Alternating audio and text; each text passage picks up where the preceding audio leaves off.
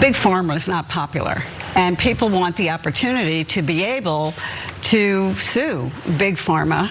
And the Biden administration said, look, we don't want to cut it off at any particular point.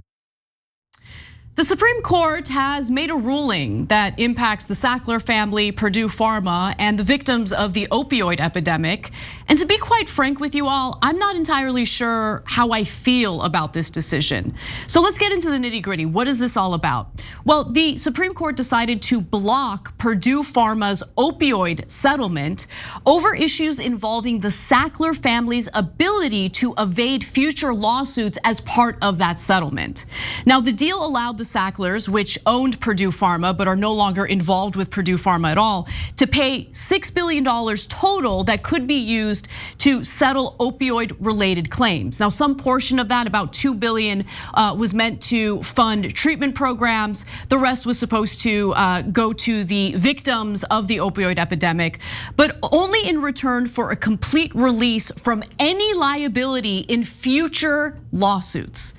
No Sacklers, again, are currently involved with the company and haven't been since 2019. Now, the settlement was approved last year by the New York-based Second Circuit US Court of Appeals, but the Justice Department, under the Biden administration, did not like this settlement because they did not feel that it was okay for the Sackler family to be able to evade future lawsuits from other victims of the opioid crisis.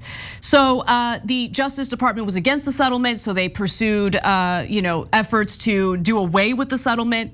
And so was William Harrington, who is the US government trustee monitoring Purdue Pharma's bankruptcy.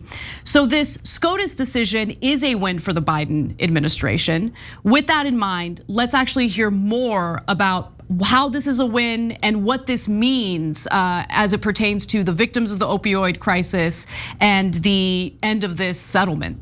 Thanks for watching. Our audience has helped build TYT into the media giant it is today. Together, we can accomplish anything. Support our work and join us at tyt.com/team.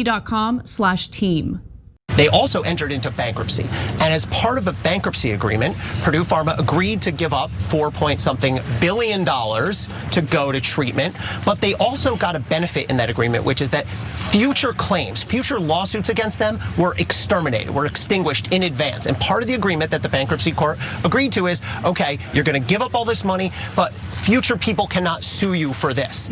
And the Biden administration challenged that, and the Supreme Court has now agreed with the Biden administration. The Supreme Court has said you cannot extinguish future lawsuits. Now, when you look at the majority opinion here, it's a little surprising. You have obviously a lot of Supreme Court justices who are conservative, but you also have Ketanji Brown Jackson joining in the majority opinion here. So Gorsuch, Thomas, Alito, Barrett, along with Jackson, the one liberal justice in the majority decision, have decided, no, the settlement isn't right. We don't agree with it, and we don't think that the Sackler family should be able to evade future lawsuits.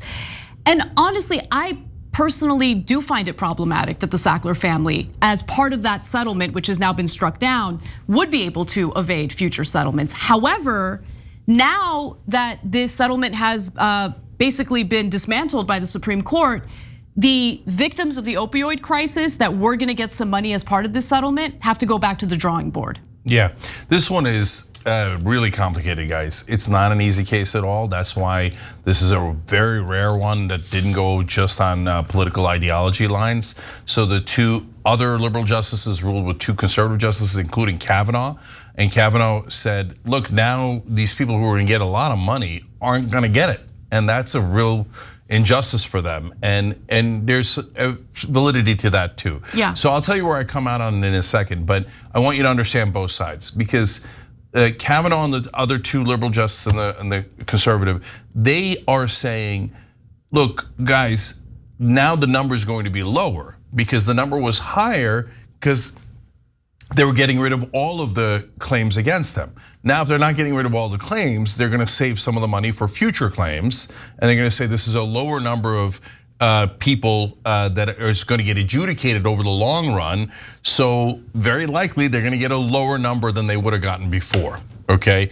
So for the people who are in that case, if they want to bankrupt the Sacklers more and that's their real concern, then they're happy about this decision. But if their real concern was getting more in this particular case, then they're not happy with this decision, okay? But at the same time, it's unfair for those who are pursuing future lawsuits against the Sackler family, assuming that those lawsuits are with merit. Yeah, so that's what I'm getting to, Anna. So the other side of it is, now, wait a minute, how can you cut off the ability of other people to sue? How is that fair, right? And the reason that the Sackler family agreed to this and why they're bummed that this settlement is being taken away, even though they were gonna give $6.6 billion, is because they have a lot more. And so if you go through a bankruptcy proceeding, which is the alternative, all of their assets are gonna be picked to the bone, right? Yes. And they've been stuffing money abroad this entire time, right? So I'm sure they've already hidden away a gigantic number, right? But even for the stuff they haven't been able to hide away, they're worried that the bankruptcy courts are gonna take that and distribute it to all of the people who have been hurt. Are you scared that the courts are gonna take away your ill-gotten gains? Yeah. And guys, think about it. If you do this kind of scam, well over 100,000 Americans are dead. But even if the government got 6 billion back, and you had made what? Pick a number, 8 billion to keep it low. I think it's way, way, way more than that. But even if you kept it super low at 8, so you got away with $2 billion. That's more than anybody needs. They could spend their whole family, 3 generations of their family can live like princes and princesses for the rest of their lives, right? So, if you're the part of the criminal family that did this, you're thinking, yeah, I want to get away with this crime. Who cares? Like, what if I'd done this crime and nobody ever caught me and I made $2 billion? That would be amazing, right? So that's why they like this settlement. So, but the bottom line for me is, which way would I have ruled? I would have ruled with the majority. I agree. Yeah. The problem here is not mainly, hey, who should get what in terms of what is fair and just, and how much should we take from the Sacklers? The answer to that is everything they have for what's happened, right? But the main thing is, legally, you're taking away the rights of other people you have no right to take the rights of. Agreed, yeah.